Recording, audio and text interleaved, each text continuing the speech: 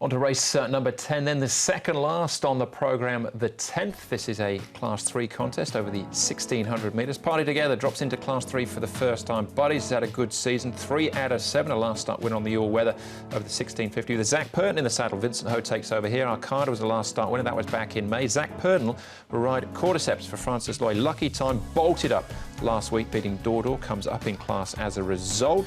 General Dino gets a start. He'll jump from barrier 10. Smiling Pride, 8th last out behind Earth Trilogy and down to Jianjiang Rocks. Very close to a class drop here for a mark of 61. Matthew Chadwick rides from barrier 7, Brett. Yeah, another little interesting variable here. Buddies, Cordyceps might be looking for the top spot. General Dino, Lucky Time bolted up last start. Arcada generally likes to race handy. Interesting here, Zach takes the ride on Cordyceps.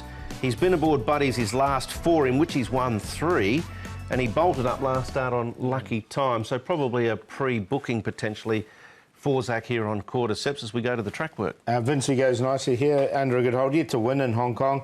Has run some pretty good races before though.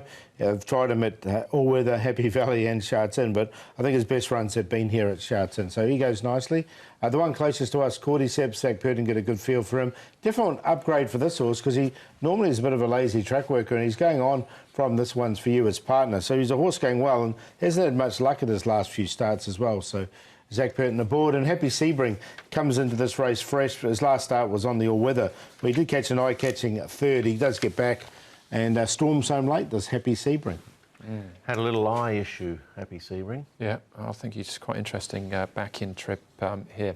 All right, this is another first 4 merged jackpot with a quartet here. So $1 million going into the pool, much like race number 9. We're going to start off our search here with Buddies and General Dino. And so Buddies has just been in terrific form of late. Yeah, and he spaced them again here. It was on the all-weather. Obviously, 3 of his past 4 have been on the all-weather, but he did win on the turf quite handsomely. This was only a fortnight ago, whereas Cordyceps, who we'll get to later, has obviously run back in late June, so maybe it was a pre-booking. I wonder whether Zach would probably have preferred to have chosen Buddies. The way he's going, he's flying.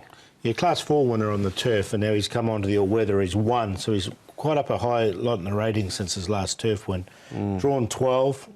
Yeah, and there's other horses to take him on. I'm going to leave him out. Completely? Yep. All right. And General Dino, David Farras has said that he thinks he's going to be as good, effective on the turf as he is the all-weather. He's not just a dirt horse there. Arcada, this is winning at Happy Valley. It was some time ago. Yeah, it was. Now, I don't know if the horse is going as well now. His track work's been okay. Again, he comes into a quite fresh barrier 1. It's another one I haven't got in. I found a spot for him in 4th. I think the barriers are positive. Tony Millard looking for his 35th winner for the season. I think he gets a chance here with Arcada. All right, so Cordyceps will be the mount then of Zach Purton, along with Everlaugh and Jianjiang Rocks in this race. Definitely Cordyceps, I think, coming back to Sha Tin's going to be a positive. As Paul touched on before, the last 2 runs at the Valley have been quite okay, but gone a bit horribly wrong for him, really. Yeah, exactly. And the second behind Uncle Steve, I think, is a very good progression here, as it was a really good run from this horse, and he's had to work really hard in a few of his starts. I think he's from his low barrier draw, barrier 5, he's going to get a really nice run. So I can sort of see why he's well, I've got him on top. I think he can win. Yeah, I wonder, he's put that performance in, and then he's had 2 ordinary ones at the Valley. I wonder whether he's just... Though, yeah, he has, but I wonder whether just mentally he might have gone off a little bit too. He'll go one way or the other. He'll either run well or he won't, but I did put him in the tips, but there's a few other chances, I think. All right, again, though,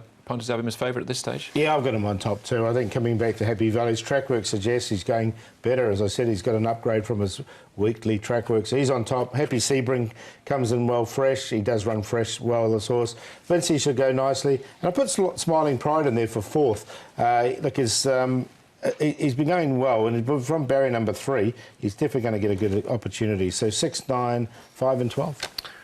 I couldn't decide between the 3 that Zach's ridden previously, so I just put them all in. Lucky Time. This trotted up. I know it was Class 4. It's like good barber. Well, yes, he did swoop a little bit, didn't he, like the old champ. Cordyceps, Buddies, and I put in Arcada, 7, 6, 2 and 3. Yep.